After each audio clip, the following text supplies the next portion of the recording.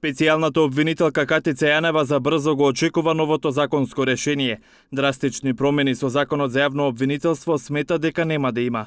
Додека траат преговорите, нема да поднесуваат обвиненија, бидејќи Врховниот суд може да им ги стопира процесите. Јас мислам дека и меѓународната заедница и дава јасни насоки, како и позицијата, освен опозицијата која е лично засегната, во овој случај дава отпор, мислам дека и тоа ќе се надмине. Не може да преговара лице, многу пати сум кажал, кој веќе има предвид во предистрага и во истрага и дава квалификации за специјалното јавно обвинителство, за мојата личност или за било кое прашање поврзано со специјалното јавно обвинителство. Тука мислам на Антонио Милошевски, кој многу се занесува во своите изјави. Пријатно.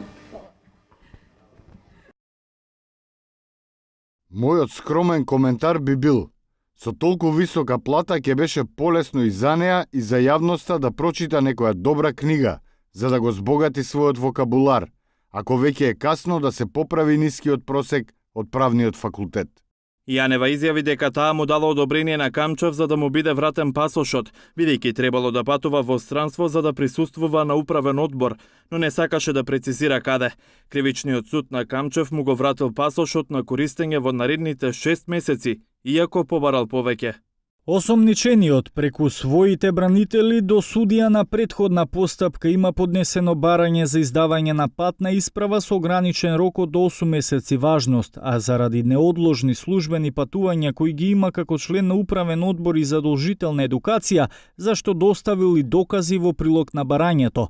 Во изјавата шефицата на СЈО Јанева рече дека ги истражуваат бомбите што ги објавува Facebook корисникот под псевдонимот Елчека.